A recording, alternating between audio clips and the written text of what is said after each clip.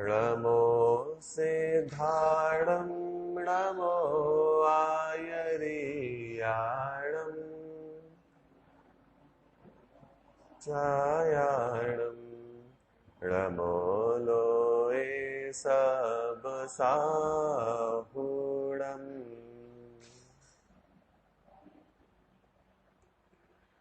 मंगलम भगवान वीरो मंगलम गातमो गणी मंगलम कुंद कुंदाद्यो जैन धर्मस्तु मंगलम सर्वमंगल मांगल्यम सर्वकल्याणकारकं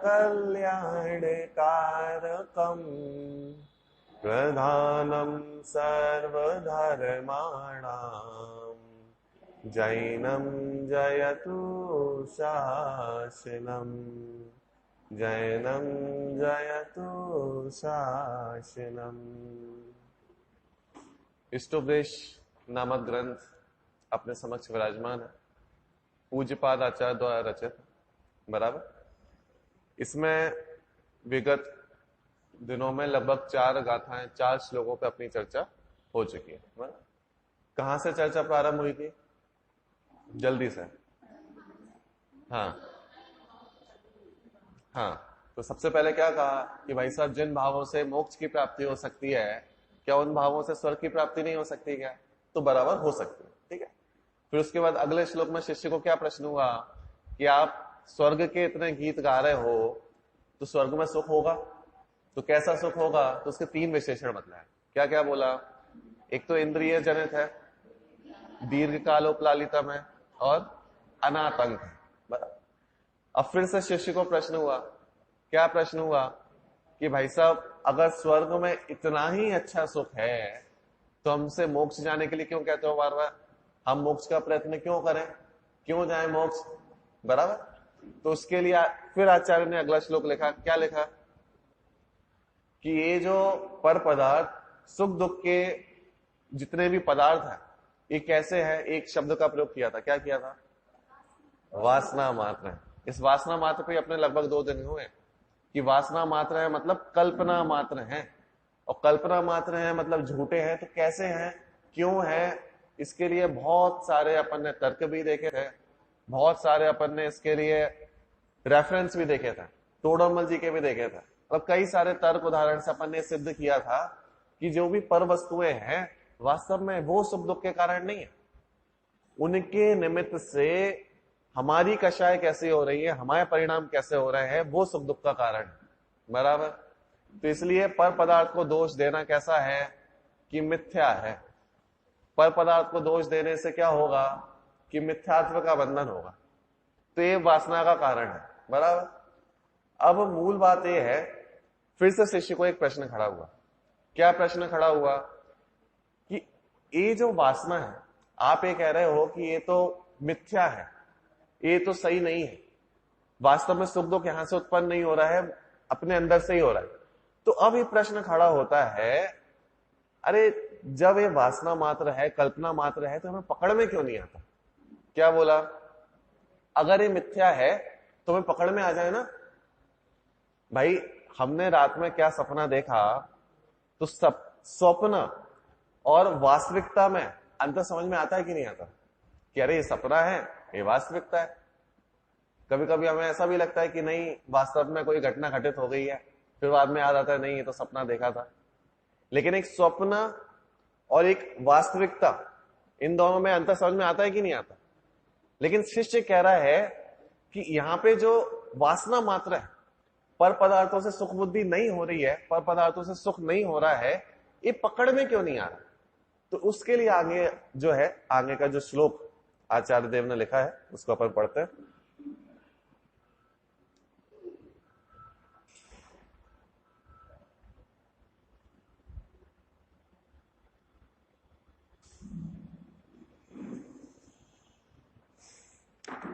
इसका अपन ने भावार्थ नहीं पढ़ा था ना, एक बार जल्दी से भावार्थ देख लेते हैं और फिर अगले श्लोक पे आते हैं। अज्ञानी जीवों को जो सुख दुख होता है वह इंद्रिय जनित है, वासना मात्र है। बराबर। देहादि पदार्थ मुझे उपकारक हैं, अतः ठीक है, और वे मुझे अपकारक हैं, ऐसा किसी समय मानता है, अतः अनिष्ट है। ऐसी भ्रम रूप कल्पना से उत्पन्न हुआ संस्कार वासना कहलाता है। ठीक है। अज्ञानी जीव ऐसी वासना के कारण से, भोगों के निमित्त से, इंद्रिय जनित सुख में भ्रम से वास्तविक सुख की कल्पना करता है। ठीक है। अभी जो दूसरी वाली बात थी, ये ध्यान से सुनना। ये भोग रोग के समान है। क्यों है भोग रोग के समान? वे दुख के समय रोग की तरह आकुलता, उद्वेगता के निमित्त होते हैं। ठीक है। कैसे?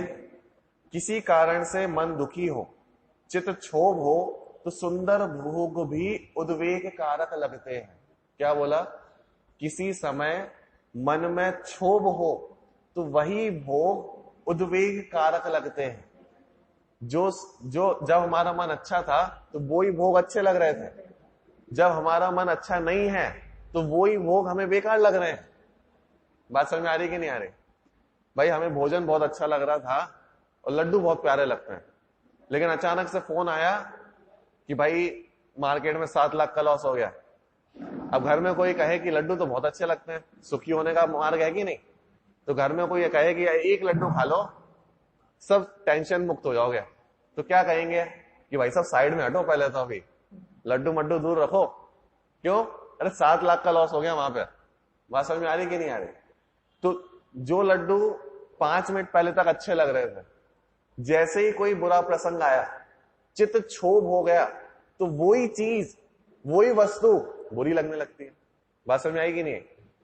जो 5 मिनट पहले तक अरे नहीं भैया बहुत ही अच्छी है, लेकिन जैसे कोई आकुलता हुई तो आकुलता में वही, मैं क्या कह रहा हूं, वही वस्तुएं नहीं बदलती हैं।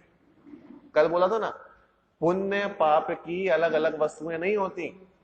ऐसा नहीं कि ये पुण्य की वस्तु है, ये पाप की वस्तु है। पुण्य की वस्तु कोई अलग होती होगी, पाप की वस्तु कोई अलग होती होगी। पाप की वस्तुएं तो ये हथियार, गाली देना, ये सब नहीं। एक ही वस्तु पुण्य कारक है, एक ही वस्तु पाप कारक। पाप कारक मतलब उसके उदय से मिलती है। अब आप कहोगे ऐसा कैसे? बुरी वस्तुएं तो बेकार होती है ना भाई। ऐसे तो बहुत सारे उदाहरण हो सकते हैं, जैसे गौमूत्र है। अब किसी के लिए पुण्य का उदय भी, पुण्य कारक भी हो सकता है, पाप कारक भी हो सकता है। कैसे?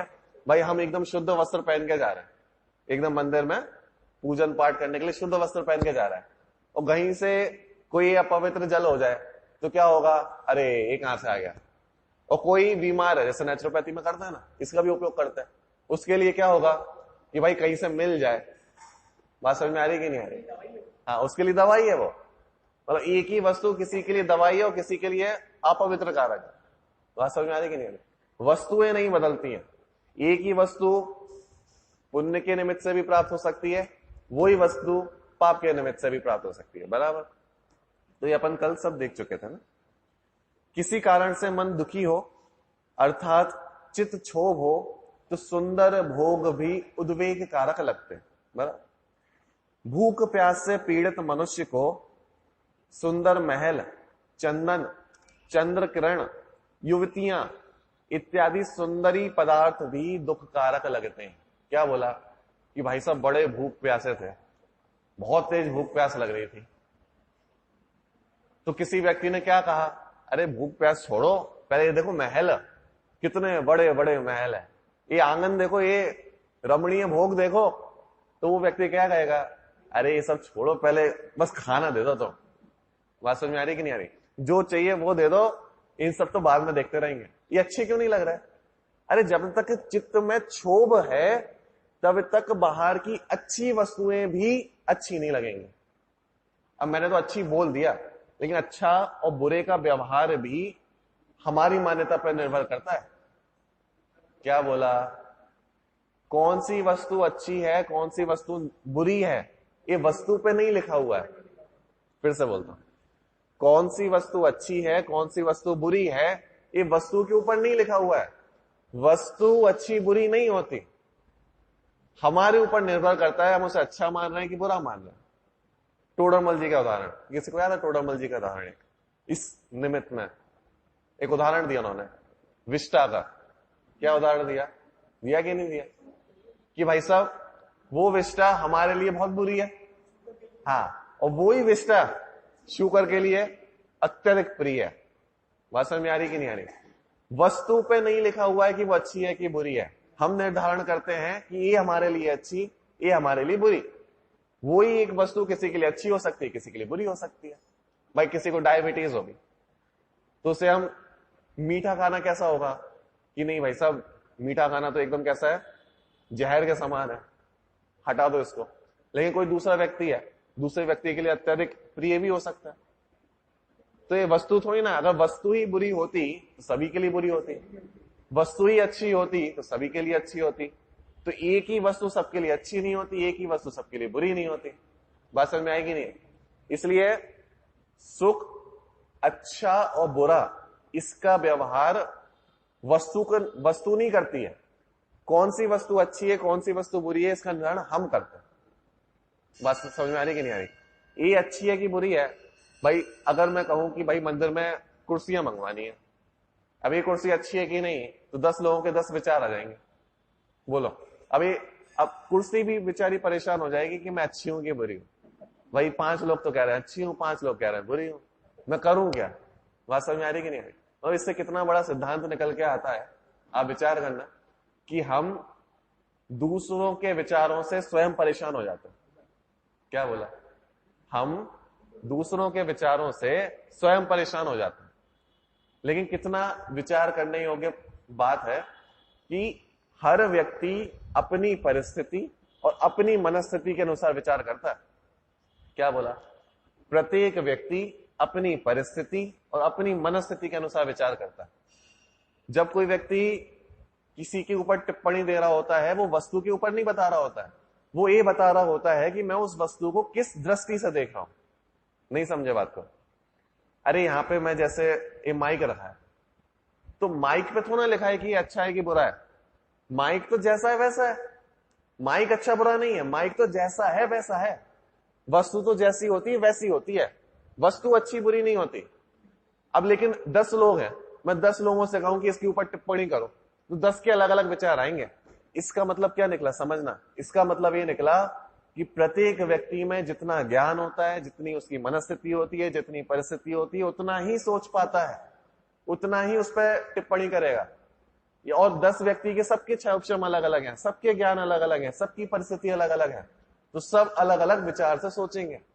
बात समझ में आ रही कि नहीं आ रही? तो इससे कितनी बड़ी सिद्धांत, जीवन उपयोगी सिद्धांत निकल के आता है कि हम बात बात में दूसरों के विचारों से अपने आप को प्रभावित कर लेते हैं कि भाई इसने मेरे को अच्छा कहा तो मैं अच्छा एकदम फूल जाता है, इसने मेरे को बुरा कहा तो हम एकदम पिचक जाते हैं।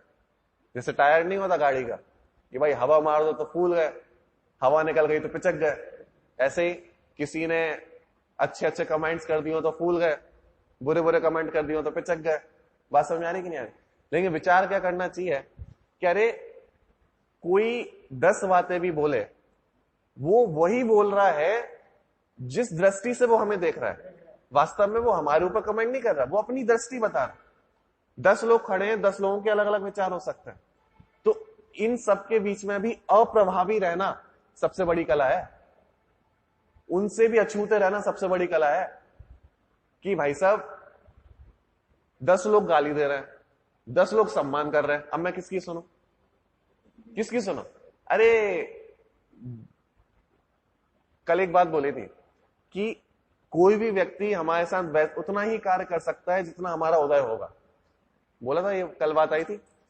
कोई भी व्यक्ति हमारे साथ वैसा ही व्यवहार कर सकता है, उतना ही व्यवहार कर सकता है जितना हमारा उदय होगा, ना कम ना ज्यादा। भाई कोई गाली दे रहा है, अरे उतनी ही दे पाएगा जितनी उदय में होगा। उदय से एक ज्यादा गाली भी नहीं दे सकता। क्या बोला? अरे वो चाहेगा भी ना तो भी उदय से एक गाली ज्यादा नहीं दे पाएगा। अच्छा दूसरी बात, उदय से एक गाली कम भी नहीं दे पाएगा। क्या बोला? ना ज्यादा दे पाएगा ना कम दे पाएगा। तो दोष क्या देना फिर उसको? दोष क्या देना? सामने वाले को क्या दोष देना? कोई प्रशंसा कर रहा होगा तो उतनी ही प्रशंसा कर पाएगा जितनी उदय में होगा। अब अंदर से भाव तो बहुत सारे आ रहे हैं कि नहीं, बोलते जाओ, लेकिन नहीं बोल पाएंगे और कम भी नहीं कर पाएंगे। इसलिए पर वस्तु पे दोष देना, पर वस्तु पे दोषारोपण करना मिथ्या है। ना समझ में आ रही कि नहीं आ रही? ठीक, देखो, किसी कारण से मन दुखी हो अर्थात चित्त क्षोभ हो तो सुंदर वस्तु भी उद्वेग कारक लगती। बराबर। क्या उदाहरण दिया? भूख प्यास से पीड़ित मनुष्य को, ठीक है, बहुत भूख प्यास से पीड़ित मनुष्य है, उसको सुंदर महल, चंदन, चंद्र किरण, युवतियां इत्यादि सुंदरी पदार्थ भी दुखकारक लगते हैं। क्यों? क्योंकि अंदर दुखी है तो बाहर भी दुखी होगा। बात समझ में आ रही कि नहीं आ रही? अंदर दुखी है तो बाहर भी दुखी के संयोग मिलेंगे। इसके लिए एक बहुत अच्छा दृष्टांत आपने सुना होगा, एक भरत चक्रवर्ती का। सुना सभी ने? भरत चक्रवर्ती का एक दृष्टांत है, वो तेल वाला, सुना होगा सभी ने? याद आ गया सभी को? क्या हुआ था कि भाई साहब एक व्यक्ति था और व्यक्ति को एक शंका हो गई। क्या शंका हो गई? कि भाई साहब एक तो भरत चक्रवर्ती, 6 खंड की विभूतियां, और लोग इन्हें क्या कहते हैं? अरे ये तो बड़े ही संयमी पुरुष है, ये तो समकिती है, ये तो निर्वांछक है। रह कहां पे रहे हैं? महलों में। कहां पे रह रहे हैं? 6 खंड की विभूतियों में, 96,000 रानियां। अरे भोग तो देखो, खाने में जरा सी कोई कमी नहीं, और लोग कहते हैं संयमी है। तो भाई साहब उस व्यक्ति को एक शंका हो गई। तो शंका हुई तो क्या करें कि चलो ठीक है, सीधे भरत चक्रवर्ती से अपन बात करके आते हैं। तो वो गए उनके पास, तो उन्होंने क्या कहा कि हमें तो विश्वास नहीं है आप पे। क्या बोला? आप पे विश्वास नहीं है। एक तो आप कह रहे हो कि आप संयमी हो, संयमी मतलब इनसे निर्वांछक रहते हो, और दूसरे इन सबके बीच में रहते हुए दिखाई देते हो, हमें तो विश्वास नहीं होता। तो भारत चक्रवर्ती ने क्या किया था कि उन्होंने कहा कि एक काम करो, कुछ मत करो, एक काम करो। क्या करो कि एक प्याला मैं आपको देता हूं, आप उसे पकड़ो, उसके अंदर लबालब तेल भर दिया। लबालब तेल मतलब एकदम पूरा ऊपर तक तेल भर दिया। बराबर। अब एक आपको लग रहा है ना भोग वैभव अच्छे हैं, ये सब अच्छे हैं, तो क्या करो, आपको जो अच्छा लगे बस एक दृष्टि डालना। पीछे मैं अपने 2 सैनिक भेज रहा हूं, ठीक है, ये आपको फॉलो करते जाएंगे। आपको जो अच्छा लगे बस एक दृष्टि डालना, इनको बोल देना, वो आपके लिए पैक कर दिया जाएगा। ठीक है। आपको महल अच्छा लगे, महल ले जाना, आपको कुछ भी अच्छा लगे ले जाना, बस एक दृष्टि डाल देना। ठीक है। लेकिन एक शर्त है, बस पूरा मामला यहां पे पलट गया। हाँ, एक शर्त क्या रख दी कि अगर इसमें से एक बूंद भी गिरी तो ये जो 2 पहरी भेजे ना, इसे पैक करने के लिए नहीं है, ये आपको भी पैक कर देंगे। कैसे? कि अगर इसमें से एक बूंद भी गिरी तो वहीं पर पीछे से आपका सिर धड़ से अलग कर दिया जाएगा। बोलो, बात समझ में आई कि नहीं आई? एक बूंद भी नहीं गिरना चाहिए। तो अब मुझे बताओ, एक तरफ तो पूरे भोग वैभव है, एक तरफ मृत्यु की कीमत है, तो जब उसने वो हाथ में थामा होगा और जब चल रहा होगा तो बताओ कितनी चीजें उसने पसंद करी होंगी। अब पीछे से वो बोल भी रहे हैं पहरी, अरे देख तो, देख महल, देख 6 खंड का, 7 खंड का महल, एक दृष्टि बस एक दृष्टि डाल दे, 7 खंड के महल तेरे। हाँ, अरे वो कह रहा है कि भाई साहब माफ करो, मेरे को वो महल नहीं दिख रहे हैं, मुझे मृत्यु दिख रही है अपनी। एक दृष्टि हटेगी तो मृत्यु है सीधे। तो पूरा महल घुमाया, पूरा महल घुमाया, और लास्ट में भरत चक्रवर्ती के पास पहुंच गए। भरत चक्रवर्ती से क्या कहा? भरत चक्रवर्ती ने प्रश्न किया, बोलो कितनी चीजें पैक करवा ली, कितनी चीजें पसंद आ गई? तो वो क्या कहता है कि भाई साहब समझ गए हम, हाँ तेल का कटोरा पसंद आ गया हमें तो, बस इसी पे दृष्टि थी हमें तो। बात समझ में आ रही कि नहीं आ रही? मूल बात क्या है कि भरत चक्रवर्ती का कहने का आशय क्या? अरे एक बार यदि इन भोगों पर दृष्टि डाल दी, रम गया, तो मेरी मृत्यु की कीमत है। मृत्यु की कीमत मतलब क्या? ये चक्रवर्ती के अपन बोलते हैं ना, 2 ही गतियां होती हैं। चक्रवर्ती जो होते हैं 2 या 3 गतियां होती हैं। हाँ, तो चक्रवर्ती की सिर्फ 3 ही गतियां होती हैं। क्या होती हैं? कि भाई साहब यदि दीक्षित हो गए और 100 में से 100 अंक आ गए तो कहां जाएंगे? मोक्ष। थोड़े से चूक गए 95 आ गए तो कहां जाएंगे? स्वर्ग चले जाएंगे। लेकिन उसी अवस्था में अगर मृत्यु हो गई, उसी अवस्था में मतलब इन भोगों के बीच में रमते हुए मृत्यु हो गई, तो एक ही गति है, सीधे 7वें नरक में जाएंगे। बात समझ में आई कि नहीं आई? तो चक्रवर्ती वहां पे कह रहा है तुम्हें ये भोग दिख रहे हैं, अगर मेरी दृष्टि भोगों में रम गई तो मुझे तो मृत्यु दिख रही है, मैं तो वापस चला जाऊंगा निगोदों में, नरकों में, फिर से 84 लाख योनियों में घूमना पड़ेगा भाई साहब। एक दृष्टि का फेर है। तो भरत चक्रवर्ती कह रहे हैं तुम्हें भोग देख रहे हैं, हमें रोग देख रहे हैं। बात समझ में आ रही कि नहीं आ रही? इसलिए ये उदाहरण क्यों लिया कि जिसका चित्त अंदर से क्षुभित हो उसे अच्छी वस्तुएं भी दुख कारक लगती है। बराबर? देखो, इंद्रिय जन सुख वासना मात्र अथवा कल्पना जनित है, वह आत्मा का स्वाभाविक अनाकुलता रूप सुख नहीं है, किंतु वस्तुतः दुख ही है। इस कारण उसमें सच्चे सुख की कल्पना करना व्यर्थ है। बराबर? यदि इंद्रिय जन सुख वासना मात्र विभ्रम जन ना हो तो इस संसार में जो पदार्थ सुखदायक माना जाता है वही भी दुखदायक क्यों माना जाए? क्या बोला? एक अच्छा तर्क दिया इसमें। अगर इंद्रिय जनित जो सुख है वह वासना मात्र नहीं हो, अगर ये आप कह दो, तो क्या होगा कि जो सुखदायक पदार्थ है वो कभी दुखदायक नहीं बनेगा, जो दुखदायक पदार्थ है वो कभी सुखदायक नहीं बनेगा। लेकिन ऐसा दिखाई देता नहीं है। 2 मिनट पहले जो सुखदायक था वही दुखदायक बन जाता है, जो दुखदायक था वही सुखदायक बन जाता है। बराबर? इसलिए वासना मात्र है। अतः अज्ञानी जीवों का सुख दुख केवल वासना मात्र है, दोनों दुख ही है। बराबर? चलो, अब शिष्य पूछता है, शिष्य को प्रश्न खड़ा होगा। क्या प्रश्न खड़ा होगा? कि भाई साहब आपने तो कह दिया वासना मात्र है, लेकिन हमें तो समझ में नहीं आता। वासना मात्र ये समझ में नहीं आ रहा, हमें पकड़ में नहीं आ रहा। तो ये प्रश्न करता है। शिष्य पुनः कहता है, यदि वह सुख दुख वस्तुतः वासना मात्र हो तो वह क्यों ज्ञात नहीं होता? वह वासना मात्र है ऐसा क्यों ज्ञात नहीं होता? प्रश्न है, ठीक है। अर्थात लोगों को वह संवेदन में क्यों नहीं आता? पकड़ में आ जाए ना, पकड़ में क्यों नहीं आता? तो यहां पे आचार्य समझाता है। बराबर? एक बार मैं इसको पढ़ता हूं, फिर अपन इसका अर्थ करेंगे, ठीक है। मोहेन संवृतम ज्ञानम स्वभावम लवते नहीं, मत्तः पुमान पदार्थानाम यथा मदन को द्रवही। देखो क्या बोलते हैं, एक बार अन्वय करता हूं ना। जैसे मद उत्पन्न करने वाले कोदमों से, कोदम होते ना एक, हाँ, चावल के होते हैं या पौधा ही होता है कोई, जिससे मद उत्पन्न हो जाता है बहुत सारा। मतलब एक उसको आप खा लो तो एकदम नशाकारक होता है। इसकी वैसे जहां तक मैंने सुना था राजस्थान में ही शायद सब्जियां भी बनती हैं कोदम की, लोग सब्जी बना के खाते हैं इसकी। तो एक कोदम होता है, कोई पौधा समझ लो, जो नशा उत्पन्न करता है। बराबर? ठीक।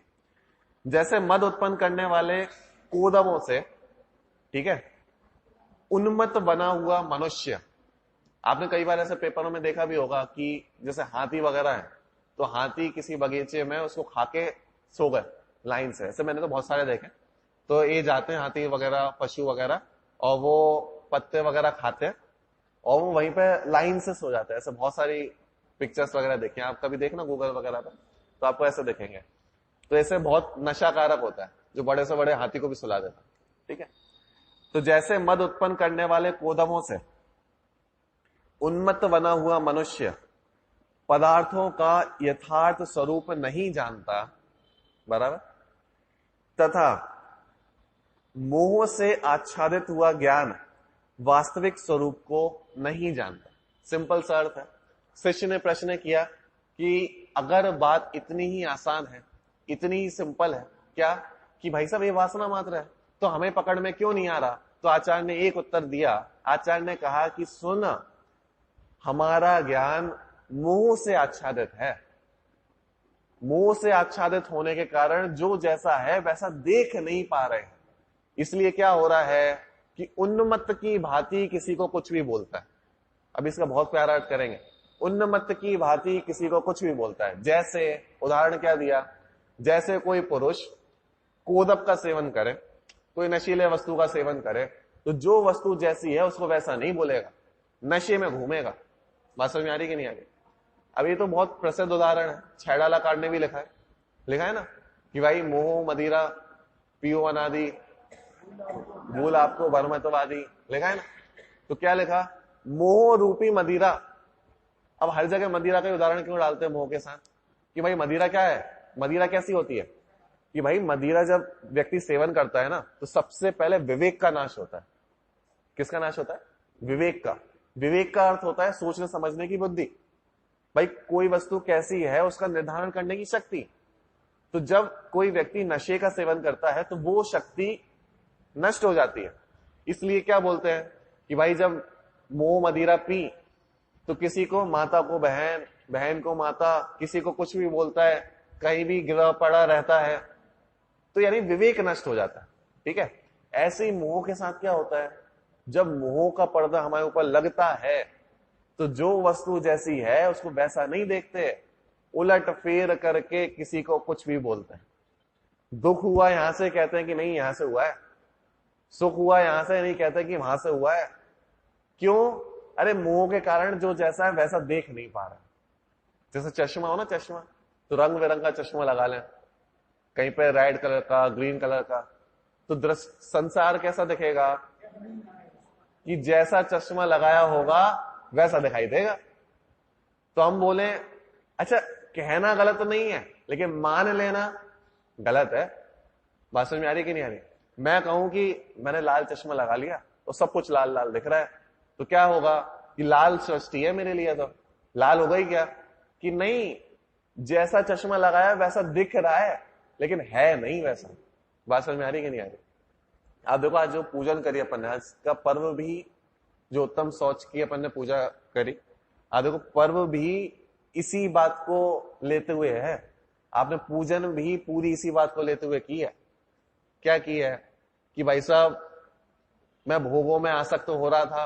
आप देखना एक एक जो अपन ने छंद पढ़े ना लाइन से, कि स्पर्शन इंद्रिय के 8 भेदों में मैं मोहित हो रहा था, इसमें सुख मान रहा था लेकिन सुख मिला नहीं, इसलिए आपको अर्घ चढ़ा रहा हूं। फिर क्या बोला कि भाई साहब गंध के 2 वेदों में सुगंध दुर्गंध में आनंद मांग रहा था लेकिन इसमें आनंद मिला नहीं, इसलिए आपको अर्घ समर्पित कर रहा हूं। क्यों नहीं मिला? मोह के कारण। बार बार मोह शब्द भी आ रहा था। पूरे शौच की पूजा में अपन ने यही किया, आपने ध्यान से देखा हो तो। पहले 5 इंद्रियों पर घटित किया, स्पर्शन, रसना, की रसना के 5 जो भेद हैं, अच्छा अच्छा खाने की लोलुपता थी, सब खाया, सब भगा, लेकिन इच्छा पूर्ण हुई नहीं। क्यों? मोह के कारण। इसलिए अब इसका सुहा करने आया हूं। कितने सारे उदाहरण दिए थे उसमें, आपने देखा होगा, उदाहरण भी दिए थे उसमें। किसी को याद है? चक्रवर्ती का उदाहरण दिया था, नारायण का उदाहरण दिया था। नारायण का क्या बोला कि 3 खंड के स्वामी हैं, इन्होंने सब कुछ देख लिया फिर भी इनको तृप्ति नहीं हुई। हाँ, इसलिए क्या किया? छोड़ के चले गए। मतलब एक वो लाइन आती है ना कि जब तीर्थंकर जैसे जीव, उन्हें दिखाई नहीं दिया यहां पे सुख, तो हम कहां सुख ढूंढने की कोशिश कर रहे हैं? नहीं समझे? एक पंक्ति भी आती है ऐसे ही कुछ आती है,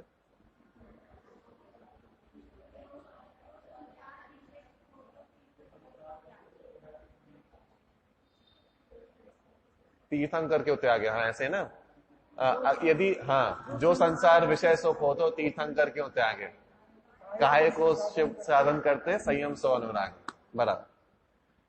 अगर यहां पे सुख होता तो तीर्थंकर क्यों त्याग रहे हैं? अब ये बात समझ में नहीं आती, तीर्थंकर क्यों त्याग रहे हैं, हमें क्या मतलब? अरे तीर्थंकर क्यों त्याग रहे हैं? इसलिए बोल रहे हैं कि तीर्थंकर के पास देखो वैभव, उनका चक्रवर्ती का वैभव तो देखो एक बार, और जब उनका वैभव देखोगे ना तो पता चलेगा कि भाई साहब हमारे पास तो कुछ भी नहीं है। अब उनके भोजन का तो आपने सुना होगा, भोजन कैसा बनता है, याद है किसी को?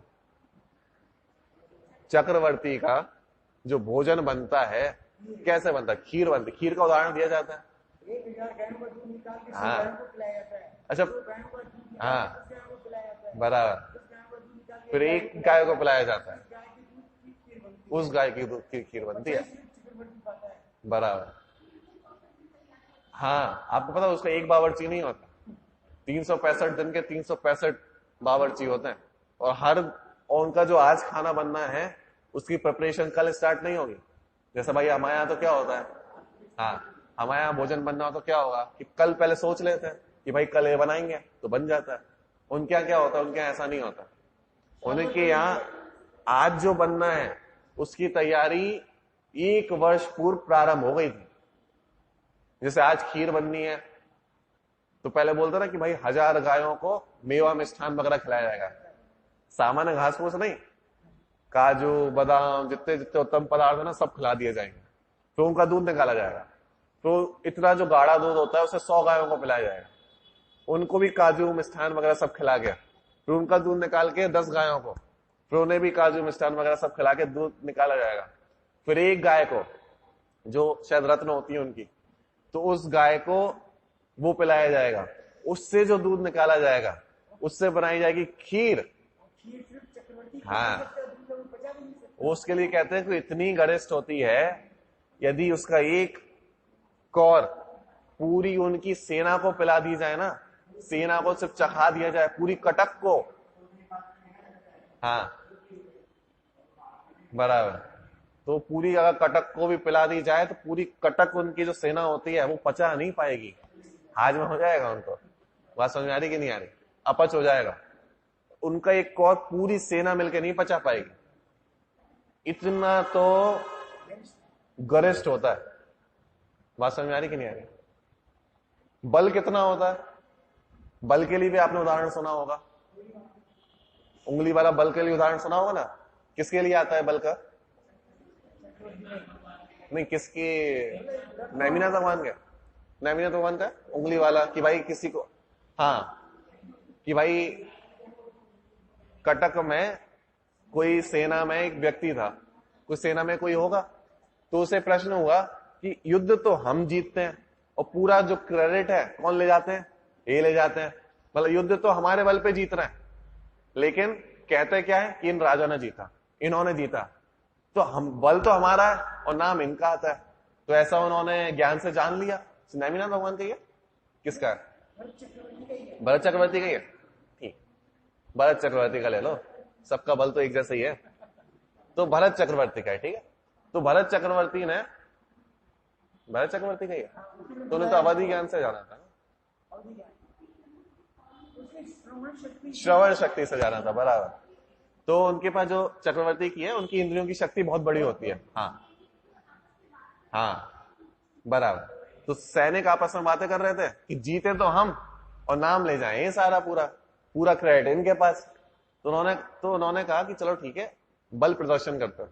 तो उन्होंने क्या किया कि सबको बुला लिया, आ जाओ, और हाथी बांध दिए लाइन से, कितने, एक नहीं हजारों लाइन से हाथी बांध दो, हाँ, और उसमें उंगली फंसा दो। अब बस इतनी सी टेढ़ी हो गई उंगली मेरी, सीधा कर दो। बल प्रदर्शन करने के लिए उन्होंने कहा कि आओ, मेरी उंगली टेढ़ी हो गई तो थोड़ा सीधा करना है, सीधी नहीं हो रही है सुबह से। तो उन्होंने कहा हाथी बांध दो 1000, और अगर हाथी भी कम पड़ रहे हो तुम लोग भी जुट जाओ, पूरी कटक जुट जाओ, बस इसको सीधी कर दो। लेकिन सब मिलके भी उंगली सीधी नहीं कर पाए, और फिर उन्होंने हल्के से बस तक। बात समझ में आएगी नहीं आई? तो शक्ति चक्रवर्ती की है, उस शक्ति के आधार से पूरी सेना जीवित है। बात समझ में आ रही कि नहीं? ये तो शक्ति का उदाहरण दे रहा हूं मैं, कि मतलब उनके भोग कैसे होते हैं, उनकी शक्ति किस प्रकार की होती है। तो चक्रवर्ती का वैभव तो सबको पता ही है, आप नहीं पता हो तो एक बार भरतेश वैभव का एक बार अध्ययन कर सकते हो, बहुत सुंदर प्यारा लिखा हुआ है उसमें कि 6 खंडों कैसे जीतते हैं, 6 खंड किस प्रकार के होते हैं, उनके वैभव किस प्रकार के होते हैं। अब मूल बात तो क्या है कि जब ऐसे चक्रवर्ती भी इन सब भोग वैभवों को छोड़कर चले गए, उन्हें इसमें सुख दिखाई दिया नहीं, और हम कहां क्या कर रहे हैं, इसमें सुख ढूंढने की कोशिश कर रहे हैं। हमारे पास तो क्या है, हमारे पास एक खंड भी है, एक खंड भी पता कितना बड़ा होता है, हम जितना देख रहे हैं ना, उसमें जितना सब कुछ दिखाई दे रहा है वो एक खंड का भी छोटा सा अंश है, कुछ नहीं है, कुछ नहीं है। वो 6 खंड को जीत कर रखे, हाँ बताओ, जहां पे सुख नाम का गुण नहीं है वहां पे आएगा कैसे? और हम वहां पे सुख ढूंढने की तलाश कर रहे हैं, वही सुख तो मिल जाए यहां पे।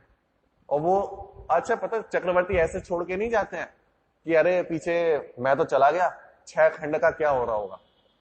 इसके लिए ग्रंथों में एक उदाहरण दिया कि कोई व्यक्ति जब दीक्षा लेके जाता है, चक्रवर्ती जब दीक्षा लेके जाते हैं तो किस प्रकार से जाता है। तो उन्होंने कहा कि जैसे किसी व्यक्ति को कफ हो रहा हो, बराबर, तो जब व्यक्ति कफ का वमन कर देता है तो पीछे मुड़ के देखता है कि भाई कफ का क्या हो रहा होगा, हम तो छोड़ के आ गए, बेचारा कफ, कहीं कोई पैर न रख दे, ऐसा कोई सोचता है? अरे जब वमन करके चला जाता है तो पीछे मुड़ के देखता नहीं है कि क्या हो रहा होगा। बस समझ आ रही है कि नहीं आ रही? ऐसे ही जब चक्रवर्ती जाते हैं ना, तो चक्रवर्ती ऐसे देख के नहीं जाते कि अरे 6 खंड हैं तो पहले तो बांट के चले जाऊं, हाँ मेरे जाने के बाद क्या होगा, 6 खंड हैं तो भाई आपस में भाई लोग लड़ने ना लगे, सबको बांट के चले जाऊं, 96,000 रानियां हैं उनका भी थोड़ा देख के चले जाऊं, या अपनी प्रजा को देख के चले जाऊं। अच्छा चला गया, उसके बाद क्या हो रहा होगा, ऐसे नहीं जाते हैं। जब जाते हैं तो ऐसे चुटकी बजा के चले जाते हैं और पता भी नहीं चलता, और पीछे मुड़ के देखते नहीं है। मतलब ये विचारणीय है। कैसे विचारणीय है कि हमें लगता है कि वो किस प्रकार से रह रहे होंगे, इतने सारे सुख वैभव, और हम उनसे अपनी तुलना करते हैं। लेकिन तुलना में एक बात ध्यान रखना चाहिए कि छोड़ने में, अगर कोई व्यक्ति किसी वस्तु को छोड़ रहा है और बहुत आसानी से छूट रहा है, तो याद रखना चाहिए कि उतनी उसके प्रति तृष्णा, आसक्ति उतनी ही कम थी, इसलिए उतनी आसानी से छोड़ा है। अब हमारे पास तो उनके मुकाबले कुछ भी नहीं है, लेकिन आसक्ति कितनी है। मतलब अगर कंपैरिजन करना है तो ये बात ध्यान में रखना कि हाँ, आसक्ति में चक्रवर्ती के वैभव से कम नहीं है। कि चक्रवर्ती जब छोड़ के जा रहे हैं तो 6 खंड, रानियां, महल, ये सब छोड़ के जा रहे हैं। और कैसे छोड़ के जा रहे हैं? अरे एक विचार आया कि छोड़ के जाना है, छोड़ दिया, पीछे मुड़ के नहीं देखा। इसका अर्थ ये समझ में आता है कि भाई उनकी पहले से आसक्ति इतनी कम थी कि बस एक मौका मिला, चिंगारी मिली, उन्होंने सब छोड़ दिया, छोड़ के चले गए। अब हमसे पूछो, हम कहें चलो ठीक है कल छोड़ के जाना है, चले जाओ, तो फिर अरे अभी कहां, टूटी हुई चप्पल नहीं छूटती, बताओ। अभी तो हमें ईएमआई देनी है, अभी तो हमें इसके पेमेंट करने हैं, अभी तो हमें ये करना है, अभी तो वो करना है। एक वर्ष बाद सोचेंगे। अभी तो इतना कम होने के बाद हम छोड़ नहीं पाते और हम अपनी तुलना करते हैं चक्रवर्ती से। लेकिन चक्रवर्ती का एक बार निरासक्ति देखो, अगर निरासक्ति इतनी कि एक बार विचार आया, छोड़ दिया, और हमारे साथ एक बार तो क्या कह के समझा रहे हैं छोड़ दो, बात समझ आ रही कि नहीं? अरे प्रवचन चल रहे हैं, छोड़ दो दुकान अभी कुछ टाइम के लिए, 10 लेक्चर चल रहे हैं, छोड़ दो, लेकिन नहीं। बात समझ आ रही कि नहीं आ रही? तो ये कहलाता है कि हमारी आसक्ति कितनी और भोग कितने। भोग हैं इतने से, आसक्ति कितनी है? चक्रवर्ती के बराबर। और चक्रवर्ती के पास भोग कितने हैं? बहुत ज्यादा। और आसक्ति कितनी है? बिल्कुल नहीं। बात समझ में आ रही कि नहीं आ रही? तो ये कहलाता है मोह से आवृत ज्ञान। जो यहाँ पे शिष्य को प्रश्न हुआ ना कि वो वासना में दिखाई क्यों नहीं दे रही, वो कल्पना में दिखाई क्यों नहीं दे रही, तो यहाँ पे आचार्य एक शब्द में उत्तर देते हैं कि भाई साहब मोह से आविष्ट ज्ञान है। जब तक मोह से आविष्ट ज्ञान रहेगा, वास्तविक वस्तु जैसी है वैसी दिखाई नहीं देगी। अब कितने सारे इसके कितने उदाहरण हो सकते हैं कि हमारी बुद्धि मोह से आविष्ट है। कितने सारे उदाहरण हो सकते हैं। एक सबसे अच्छा उदाहरण देता है कि भाई साहब हमारे पास धर्म करने का समय नहीं है। अरे मोह से आविष्ट बुद्धि है। क्या बोला? मोह से आविष्ट बुद्धि है। हमें क्या लगता है धर्म करने का सबसे अच्छा समय क्या है? धर्म करने का सबसे अच्छा समय कौन सा होता है? कि जब हमारे पास कोई काम नहीं होगा, जब निर्भर हो जाएंगे, जब आसपास कोई टेंशन नहीं होगी, जब अपने अपने सब सेटल हो जाएंगे और हमारे पास दांत वगैरह बचेंगे नहीं, शक्ति बचेगी नहीं, तब धर्म करेंगे। बात समझ आई कि नहीं? आपको पता है सबसे ज्यादा सम्यक दृष्टि जीव कहां पर है? 4 गतियां हैं, स्वर्ग, नरक, मोक्ष, त्र्यंच, 4 गतियां हैं। और सबसे अच्छा समय किसको मिलता है? सबसे अच्छा समय अगर अपन देखें किसको मिलता है? स्वर्गों में है। स्वर्गों के बाद अपन कहें तो मनुष्यों में है, फिर थोड़ा त्र्यंचों में है, और फिर सबसे ज्यादा, सबसे कम मतलब सबसे कम अच्छा समय किसके पास है? नरकों में। लेकिन सबसे ज्यादा सम्यकदर्शी जीव कहां पर है? नरकों में है।